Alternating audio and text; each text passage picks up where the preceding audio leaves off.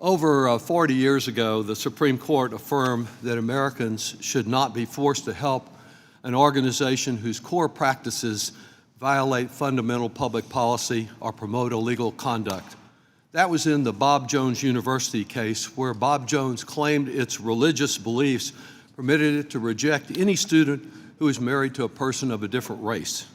The Supreme Court rightly said, you're entitled to your religious belief, but you're not entitled to require taxpayers to accept an unacceptable practice.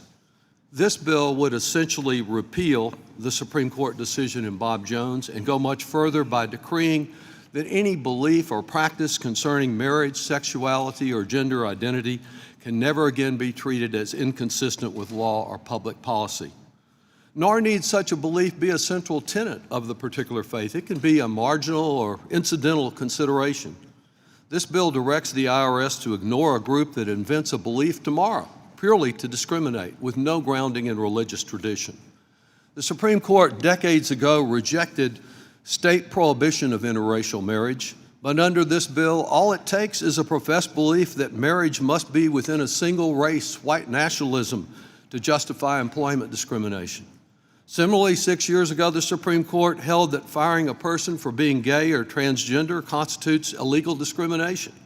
But this legislation would protect the tax-exempt status of a religious charity or, say, a disaster relief organization that fired an employee of its own faith for marrying her wife.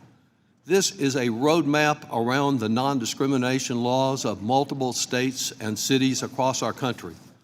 One of the many reasons that I respect my colleague from Utah who offers this amendment is because he had the courage as one of 47 House Republicans to support the Respect for Marriage Act, to write into federal law the recognition of same-sex and interracial marriages. So this isn't a debate about whether those marriages are valid. He and I agree there. Here is where we part ways.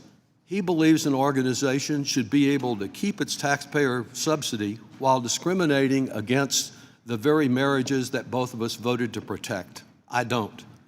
Every American should be assured of equal dignity, regardless of who they love, and our communities are stronger, our economy is healthier. Austin, Texas is a great example of this, when everyone can contribute fully and without discrimination.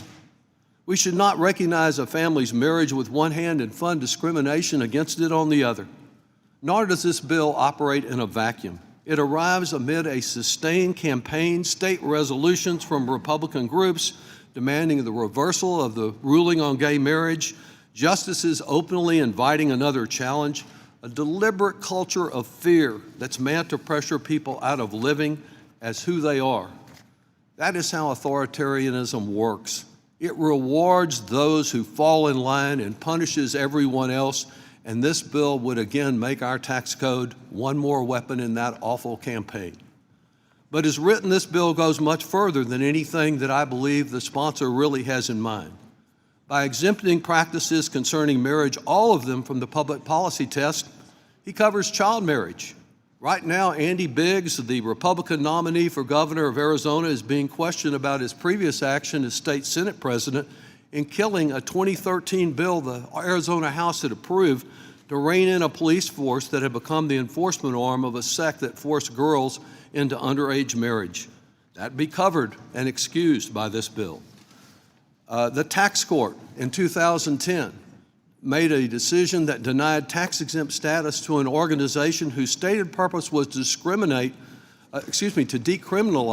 sex between adults and children and eviscerate our child pornography laws because the purpose was contrary to public policy and promoted criminal conduct. The public policy doctrine is being stopped today. This bill strips this tool away for anything relabeled as a religious belief about sexuality, handling the worst actors imaginable, a roadmap to wrongdoing. Religious freedom is a bedrock American value that all of us support, already protected by the First Amendment and exemptions in our civil rights law. I believe that this particular misguided bill represents a permanent taxpayer-funded license to discriminate and could facilitate very dangerous conduct that I'm sure the author does not support. I urge my colleagues to reject it.